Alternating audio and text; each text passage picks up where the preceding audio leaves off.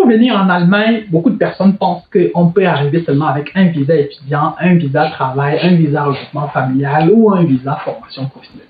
Il y a d'autres catégories de visas dont on parle moins, mais qui sont également aussi des portes qui peuvent vous conduire vers l'Allemagne. Dans cette vidéo, je vais aborder avec toi 4 types de visas qui sont simples et rapides, qui peuvent facilement te permettre d'arriver en Allemagne si tu suis un certain nombre de règles et un certain nombre de prescriptions.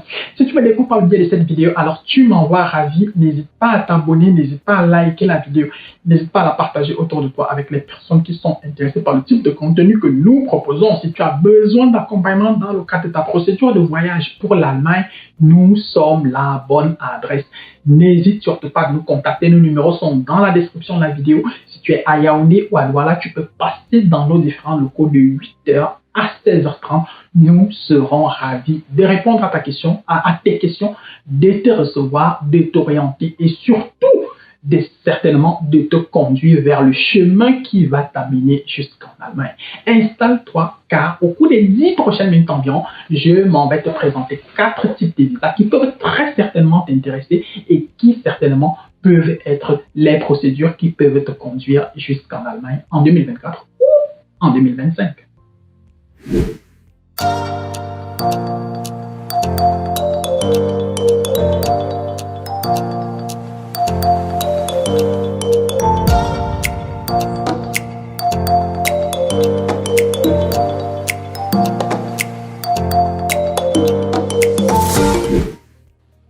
Depuis le 1er juin 2024, l'Allemagne a lancé la carte d'opportunité.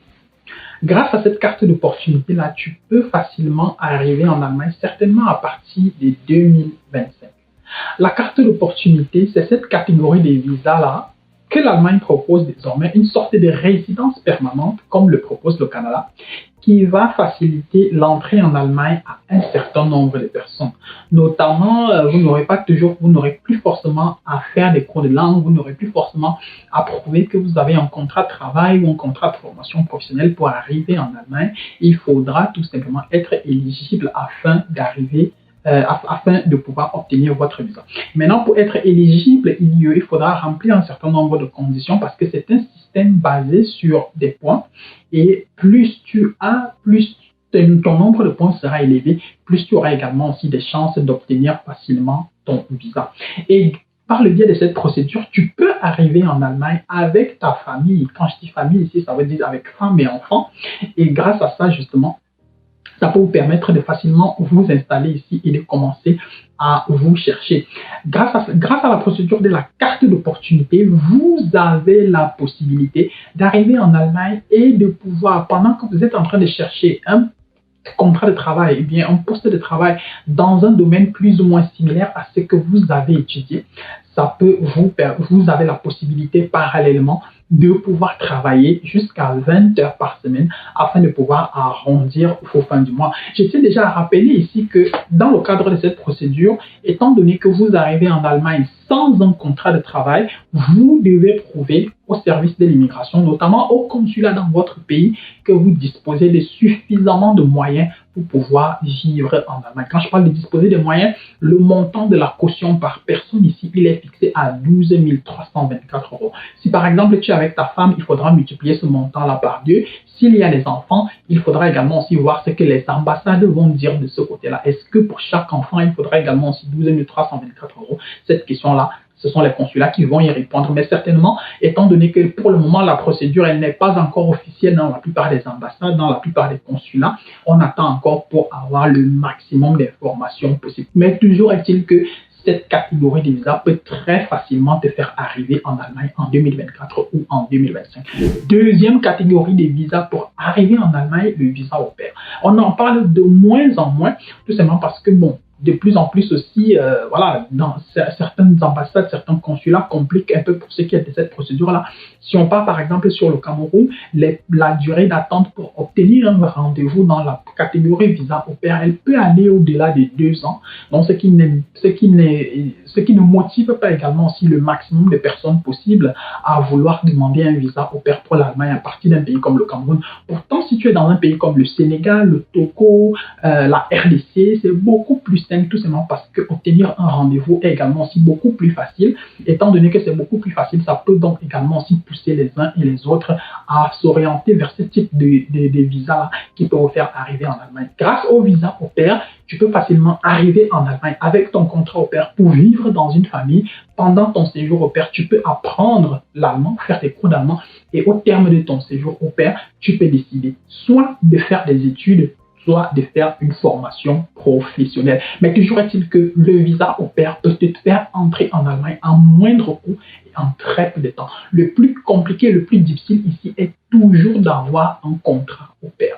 Comment avoir un contrat au pair? Comment pouvoir le faire? Si tu as besoin d'assistance dans ce cadre-là, si tu es dans un pays comme le Sénégal, la RDC, le Togo, le Bénin, nous sommes prêts à t'accompagner afin que tu puisses arriver en Allemagne et que tu puisses réaliser toi aussi ton rêve allemand.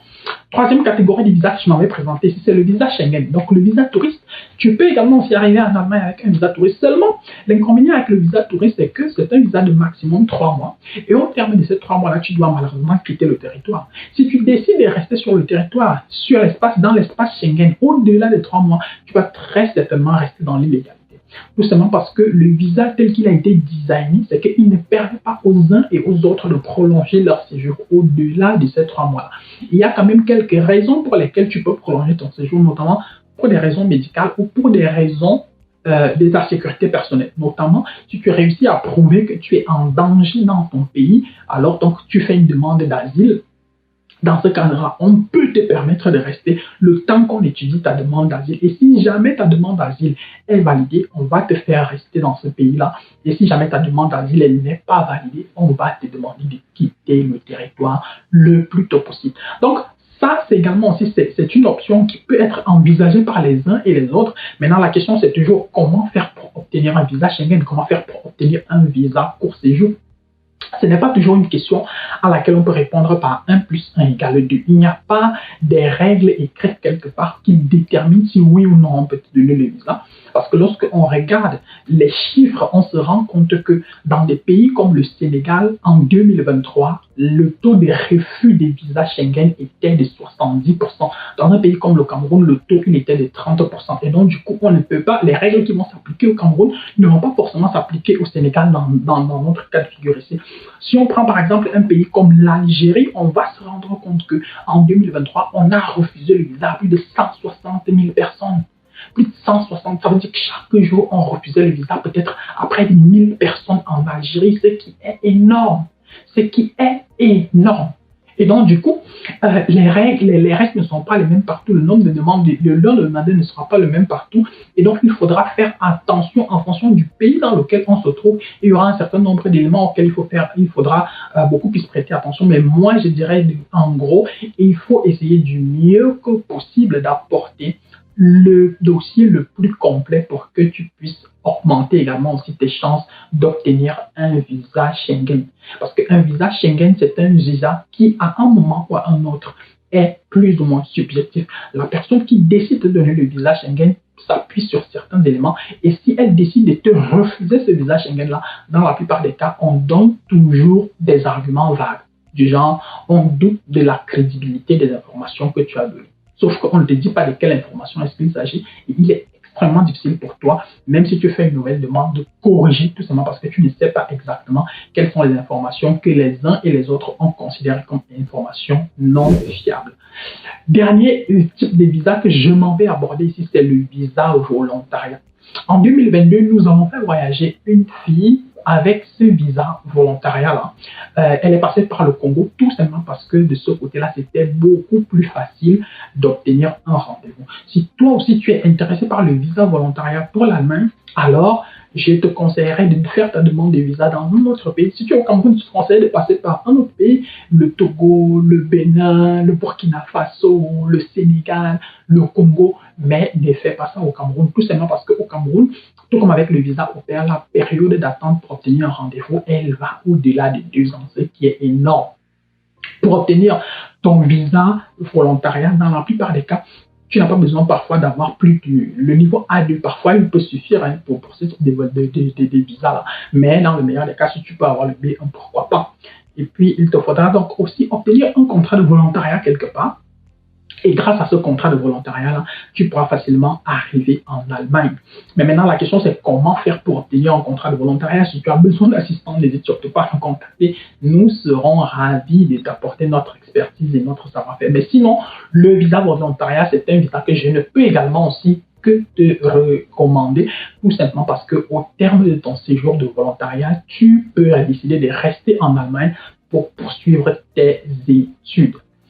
J'espère que cette vidéo t'a plus ou moins donné un spectre et des perspectives afin que tu puisses plus ou moins voir ce que tu peux envisager ou pas, ce qui peut plus ou moins te parler ou pas, ou est-ce que tu peux le plus maximiser tes chances afin que tu puisses arriver en Allemagne en 2024 ou en 2025. Si tel est le cas, alors tu m'envoies ravi. Si tu as encore des questions, n'hésite pas à les laisser en commentaire. Si tu as besoin d'accompagnement, n'hésite pas à nous contacter. Si tu es à Yaoundé, nous sommes ouverts à Messassi de lundi à vendredi de 8h à 16h30. À Douala, nous sommes ouverts du côté de l'Orpom de 8h également jusqu'à 16h30. Nos numéros sont dans la description de la vidéo. N'hésite pas à nous contacter. Nous serons ravis de t'apporter, de répondre à tes questions, de t'apporter notre expertise et notre savoir-faire, de t'orienter du mieux que possible et surtout de t'accompagner sur le chemin qui te mènera jusqu'en Allemagne. Si tu n'es pas encore abonné à notre chaîne, n'hésite pas à t'abonner, n'hésite pas à liker la vidéo, n'hésite pas à la partager autour de toi avec les personnes qui sont intéressées aussi par l'immigration allemande. D'ici à notre prochaine vidéo, porte-toi bien, bien des choses à toi. Ciao, ciao.